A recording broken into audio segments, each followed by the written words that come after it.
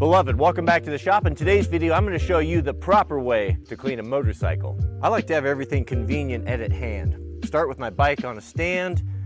This is what I call the race cart. The race cart is going to have everything you need, tools, supplies, chemicals, plugs, everything you need to get the job done.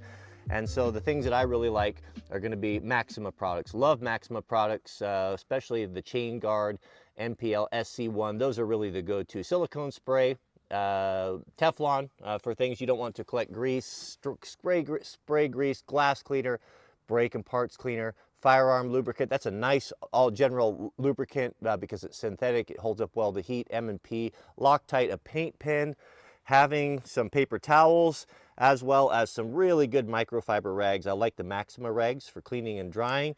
This is the best thing a guy can own. This here, I can pretty much take everything apart on your KTM Huskies. It's got 6, 8, and 10. This is from Motion Pro right there. Get one of these. 1/4-inch drive, life-changing. Loctite. This is my go-to cleaner, BioWash. Love BioWash. And I also keep 2 impacts with an 8 and a 10 on here because these are just really handy. Those are, the majority of the bolts you're going to use. Of course, my Allens, metric and standard, Torx, and then in here we're going to have the wash cover for our air filter, our plugs, just various little cleaning things, chain cleaning such, and then our grease. I want to keep things greased. These motorcycles, I'll tell you, a lot of guys look at dirt bikes as being disposable. They'll run them 2 or 3 years and they just are absolutely trashed.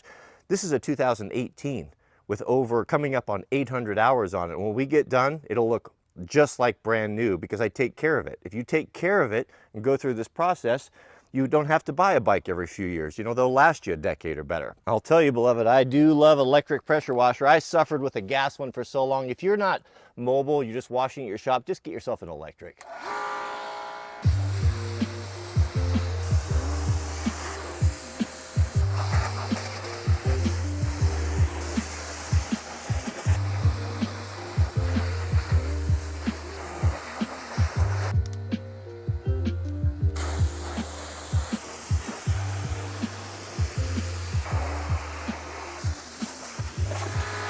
That initial wash is a quick and dirty. Now we're going to start taking plastics off. You can't properly wash a bike without taking off the mask seats and the plastics in the tank. This is where the Motion Pro tool comes in so handy. It gives you all 3 sockets that you need. I also like a magnetic tray like this Amsoil parts holder. Put all the stuff in your milk crate. I'll show you why later. Pull off our headlight mask.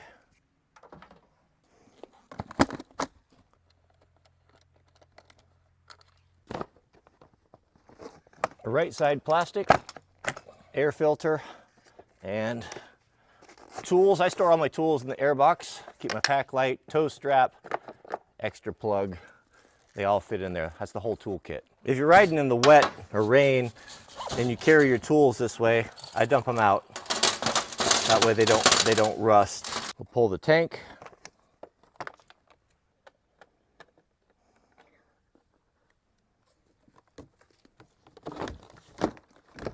And the fork covers, fork guards. That might seem like a lot, but I can have that all off in 60 seconds. Now this is a guard or cover so you don't get water down in your engine, and it's a wash cover. Now we're gonna really wash in earnest. You should also use a wash plug for your exhaust to keep water out of your engine. Now we really get after it. This is your Huckleberry right here, BioWash from Maxima. Spray down everything from top to bottom, and then we'll do a final pressure wash. This whole washing process, gentlemen, is important because if you really rely upon your motos, we ride up in the mountains. We can be 60, 70 miles from the closest road. They've got to be reliable. We've got to know if something's about to break or cracked or about to fail. And going over this in detail is going to give you an opportunity to touch every single piece, and you're going to be aware if something's wrong or out of spec or missing, and you can correct it before it leaves you stranded in the middle of nowhere. I'm coming up on 800 hours on this machine. I have had it all over the West.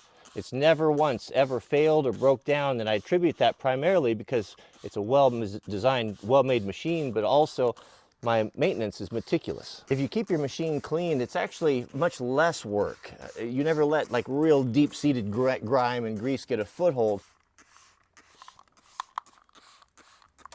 Now we'll hit it one last time. I'm gonna finish up by laying the bike over.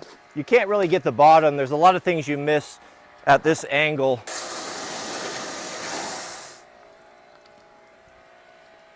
You want to pay special attention to the chain. I run Wranglerstar gold chains. First thing I do is make sure it's in spec. Make sure, especially if you put a new chain on, they'll stretch a little bit. This is critical. Having a dirty, greasy chain, that's a sign of a true Philistine. No pro-ho does that. You have a clean chain every time. So once you've determined that your adjustment is correct, these are the products.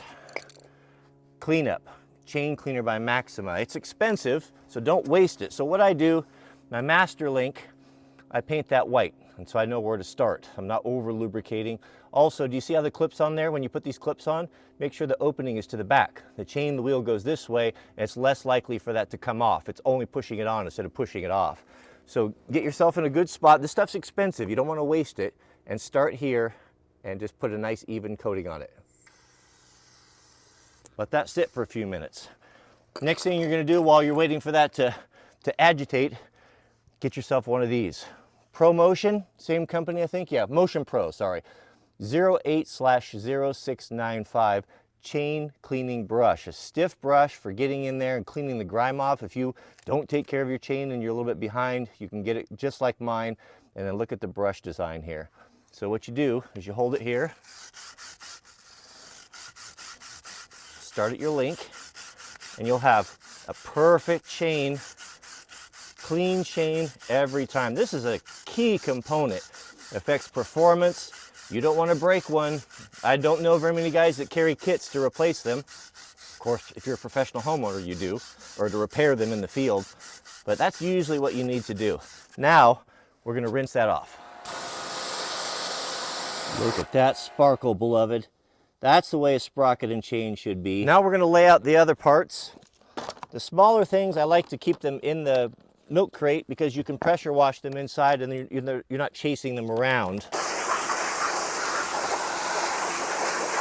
Here's a perfect example of finding things that are broken. I didn't realize this, but lost the rubber boot on my start kill switch. I can address the problems before they become bigger problems.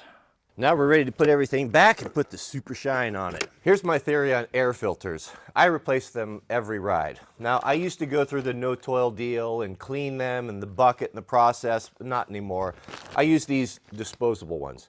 They're a little bit more expensive. They're 11 bucks, but what you get is you get an air filter that is properly oiled. And if you're using aerosol type of oils, you're not necessarily getting enough oil on there. You know, they dilute that oil, oh goodness, so it'll come out the applicator, and I've seen a lot of dudes not use enough. So you're just really tearing up your engine. Are you saving a few bucks to, is it saving pennies to spend dollars?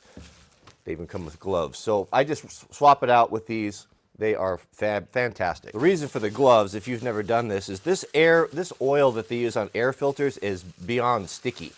And the idea is to grab the dust before it happens. Here's another little pro tip for you guys. If you're going to be putting your tools in your air box like I do, you're going to want this little modification.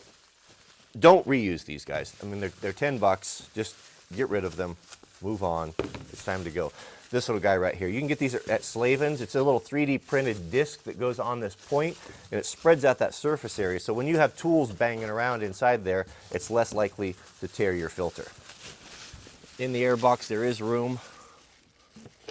Put your spark plug in there. This is a very strong tow rope, or if your buddies break down, you can get that in there.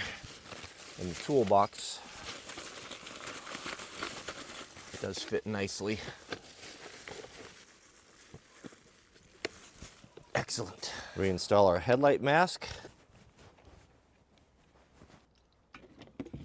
I got rid of the factory bolts to mount the shroud and put these screws in there. These radiator guards are tripped. These are kickstand rubbers, and that holds it securely, but it's a whole lot easier and quicker to take off. Connect your fuel vent. And for all of you dirt bike chads like me who have a carburetor instead of fuel injected, connect your fuel line. Squirt a little protective oil or M&P on this bolt. This sits down in a hole and gets water down there, and it'll corrode, and that will keep it from rusting. Right side panel.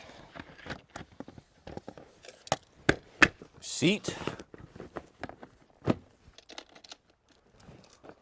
Then the panel. Don't forget to pull your exhaust plug or you will be cranking and cranking on that and putting a new spark plug in. I'm going to stay away from the grips. I'm not going to go directly on the brakes and stuff, but we'll clean it off. Dirt, mud, nothing likes to stick to this stuff. It just makes cleanup so much better. I put it on my I know. It'll wear off. You know how we are out west here. We don't care if we can't stop as long as we look shiny and cool. It has a nice fog, so it gets in there and gets all over everything. It's good. Once everything's coated, you need to wipe it down. You need to get a chamois on it. It will actually attract dust if you don't knock off, I don't know what it is. It doesn't take much. You just touch everything. It's a good idea. You're looking, you're checking. Is anything loose? Is anything missing? Is anything broken?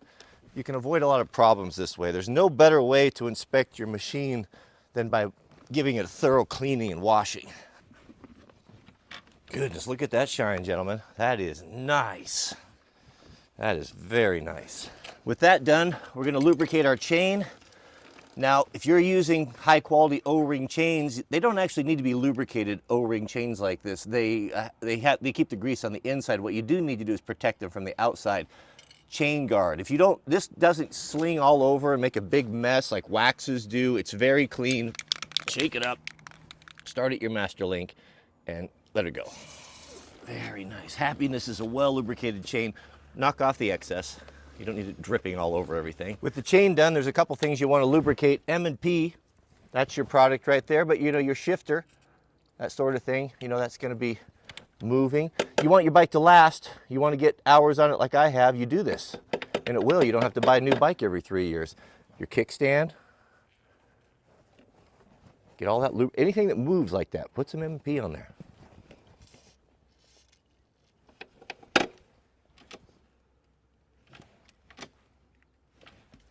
And fill it up with fuel. Don't be that guy that wants to, hey, I'll come and ride with you, and then he's got an hour of maintenance and everybody's sitting around waiting on him. You know, do this stuff so it's when you get the call that you're ready to go.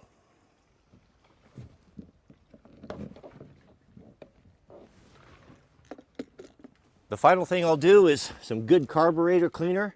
Amsoil carburetor cleaner is it's the good stuff. We're gonna clean those discs.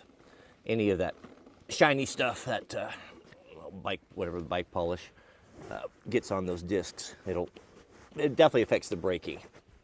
And that, gentlemen, is the protocol. Looks pretty good for a 7-year-old bike, huh?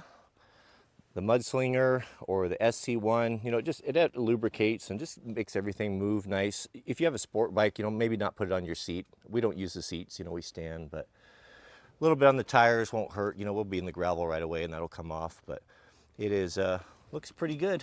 Very shiny and just like new.